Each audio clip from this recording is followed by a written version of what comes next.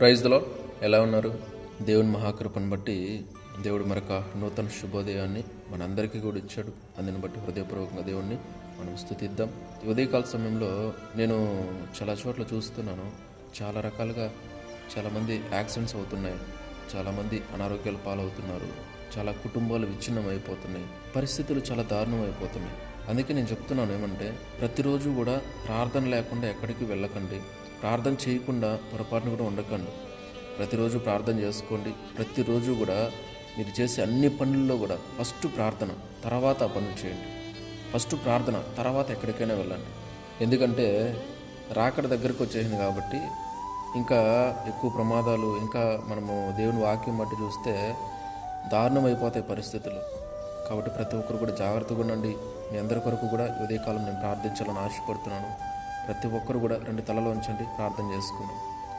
మహాపరిశుద్ధుడ, ప్రేమ నమ్మకము గల మా తండ్రి, మీకు వందనాలు, స్తోత్రాలు, కృతజ్ఞతలు చెల్లిస్తున్నాము తండ్రి.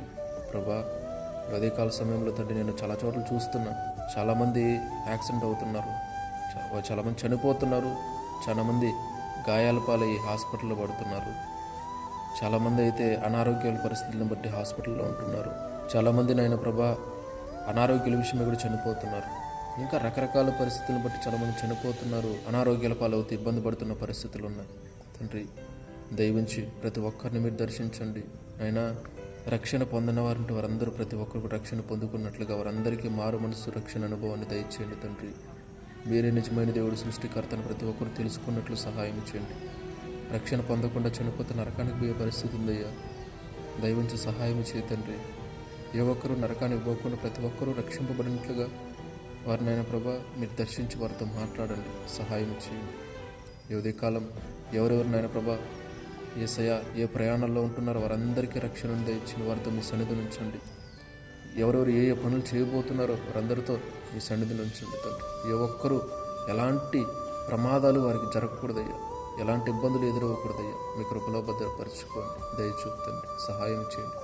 సమస్తం మీ చేతులకు అప్పజెప్పుకుంటూ ప్రతి ఒక్కరి చుట్టూ మీ పరిశుద్ధ కంచెను వేడి, మీ దూతలను కాపుదలుగా ఉంచండి, రక్షించండి. ఈ ప్రార్థనలు ఎంతమంది ఏకీభవిస్తున్నారో అయినా, ఈ ప్రార్థన ఎంతమంది చూస్తున్నారో వారందరి జీవితంలో కూడా తండ్రి దయవుంచి నైనా ప్రభా వారికి మీరు రక్షణ అనుగ్రహించండి. వారందరూ నైనా ప్రభా మీ బలమైన బాహువు కింద ఉండాలి, మీరు ఎక్కల నీళ్ళలో జాగ్రత్తగా భద్రంగా ఉండాలి, సహాయం చేయండి. అటు కృపను దయచేయమని, సహాయం చేయమని, దయచూపెట్టమని సమస్తం మీ చేతులకు అప్పచెప్పుకుంటూ సమస్త స్తుతి మహిమ ఘనత ప్రభావాలు మీకే చెల్లించుకుంటూ యేసయ్య అతి పరిశుద్ధ నామములో ప్రార్థించి స్తుతించి గణపరిచి వేడుకుంటున్నాం తండ్రి. ఆమెన్. దేవుడు మీ అందరిని దీవించి ఆశీర్వదించును గాక. ఆమెన్.